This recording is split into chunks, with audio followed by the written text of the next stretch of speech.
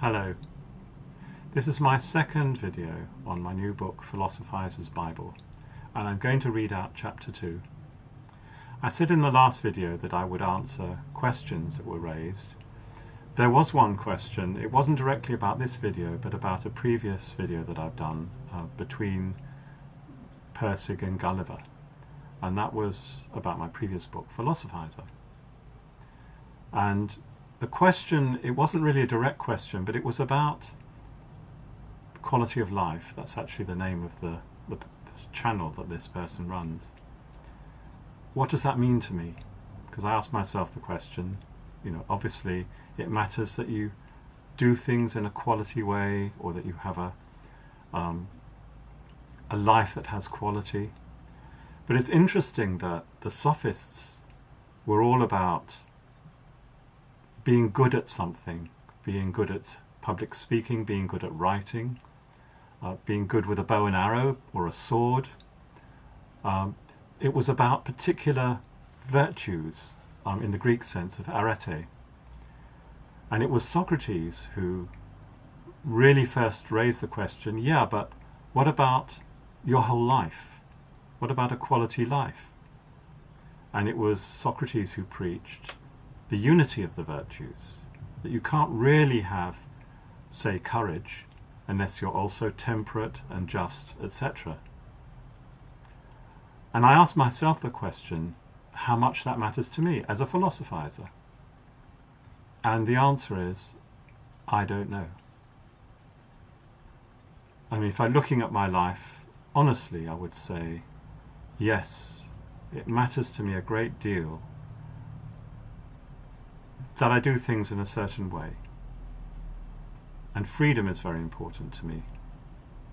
So for me, the quality of my existence depends a lot on how free I feel in doing things, how much of what I do comes from me rather than just reacting to what other people do. And it's something I state throughout this new book, is that what I'm asking for is simply to be motivated. And somehow to me, being motivated, actually having something you need to do, what Nietzsche called an arrow, is the most important thing. And if you are motivated, you will put up with a lot of stuff that is not quality at all.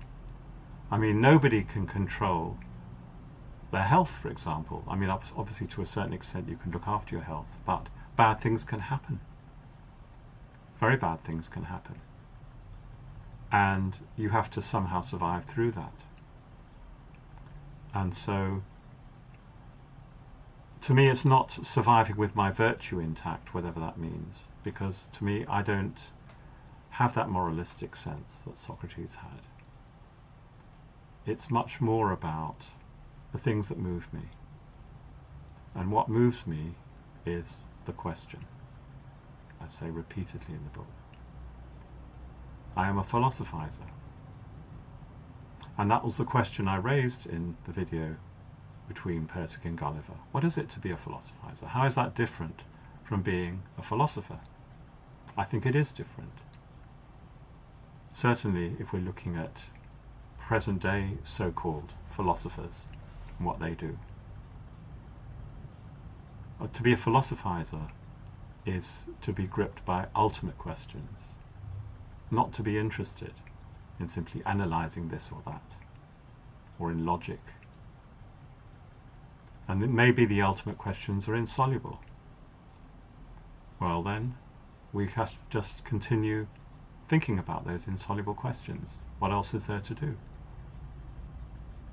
So that's what my book is about. So anyway, I'm going to read chapter 2. We're still kind of in the introduction. If this was a more conventional format, it would still be in chapter 1. But these are 33 short chapters, very short. So we're still kind of getting the reader, introducing ourselves to the reader, explaining what this is about. And I won't be even finished in chapter 2. There's still more to come. Chapter 2 is called A Fairground Ride. What is this book about? That's no easy thing to explain. My original title for this, conceived back in 2012, was Demonstration Piece. Actually, it was 2011, but I really only got going 2012. This was going to be my sophist demonstration piece, like the writings that have come down from Gorgias, in praise of Helen, defense of Palamedes, etc. One of the motives would have been flies. No, seriously. Socrates, the gadfly. Max Stirner, who in The Ego in His Own wrote about the, quote, spider web of hypocrisy, unquote, that, quote, crippled by the curse of halfness, catches only miserable, stupid flies, unquote. And then, tragically, ironically, absurdly, died from a fly bite. Wittgenstein's famous fly bottle, as well as his wriggling fly. When you look at a fly up close, the annoying, buzzing black speck becomes apparent to you as a wonder of creation. What amazing creatures flies are. Another motive I considered was an alternative history of philosophy. Pilate versus Jesus, tragedy or comedy or something else? Galileo recanting, Heidegger and the Jewish professors, Marx on the role of philosophers in capitalist society. The young Marx quote about money, quote, I am bad, dishonest, unscrupulous, stupid, but money is honoured, and hence its possessor. Money is the supreme good, therefore its possessor is good, unquote, makes a perfect accompaniment to the famous 1882 painting of Diogenes of Sinope by John William Waterhouse, depicting amused aristocratic ladies with their parasols looking down at the poor miserable philosopher in his barrel.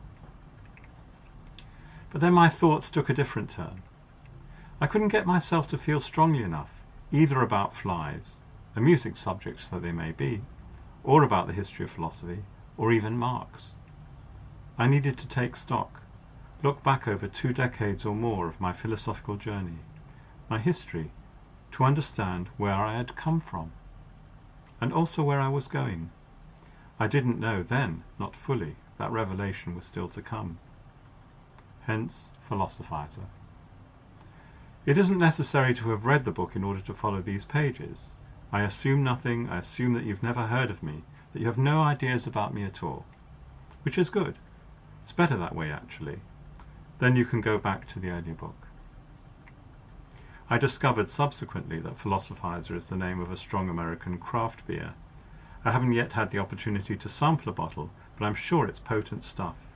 The word philosophizer has undertones, yes, of drunkenness, but also of shooting your mouth off when you don't have knowledge of the full facts, claiming knowledge or understanding you don't actually possess, the sort of thing amateurs do when they attempt to philosophize. Perfect.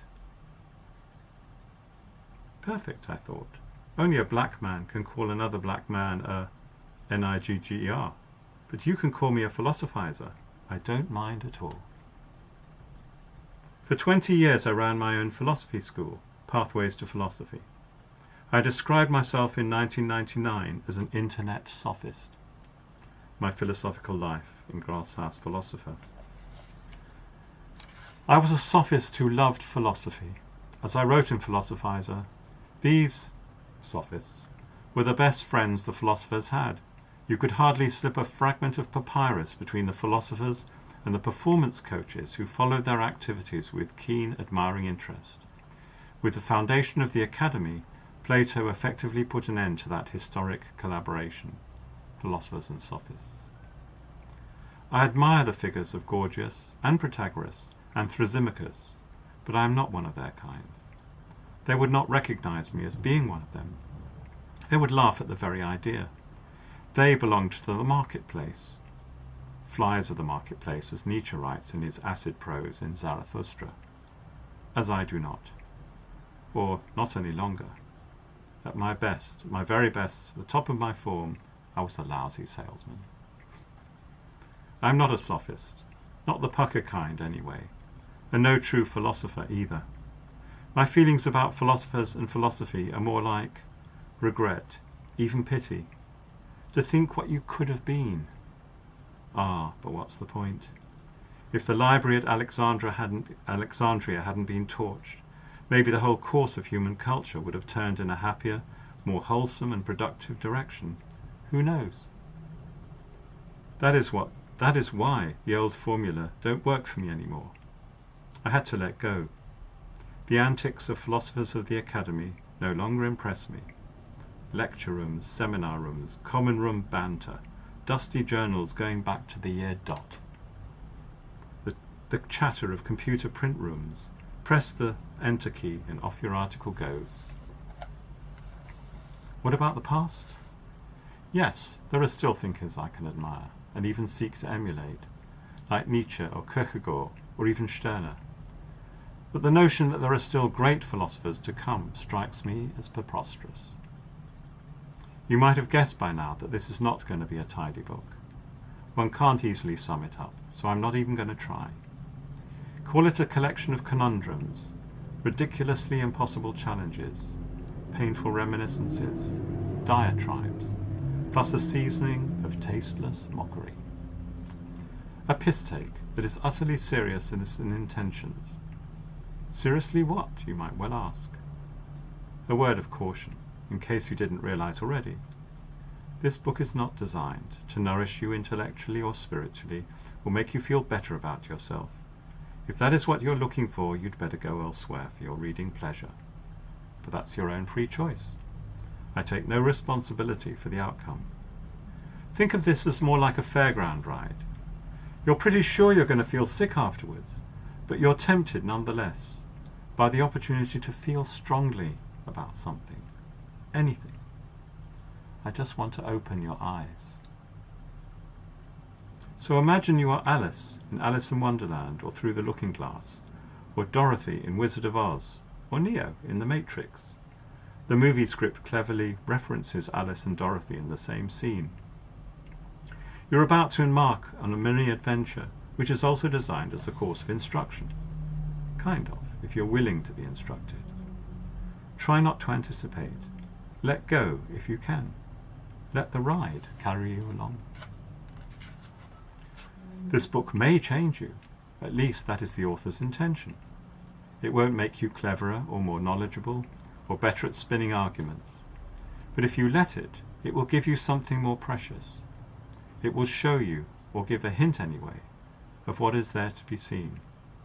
Of what is to be seen, I mean down there. You will see things differently. Maybe even in colours you've never experienced before. You will become suspicious of things you were never suspicious of before. Just like Descartes, you will learn to doubt things you previously never thought of doubting, including your precious sense of who you are. Yeah. So now you know. I'm not here to nourish you intellectually. I did say in Philosophizer that I would like to write a book that pleases, and I think that's what Philosophizer was more like than this book. I'm setting out to do more than just please in this book.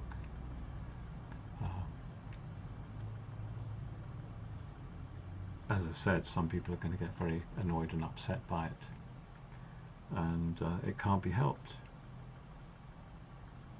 You need to be shaken up. You need to be shaken out of your complacency. You need to be made to see. That's really the thing. That's what it's all about. So, until next time, thanks.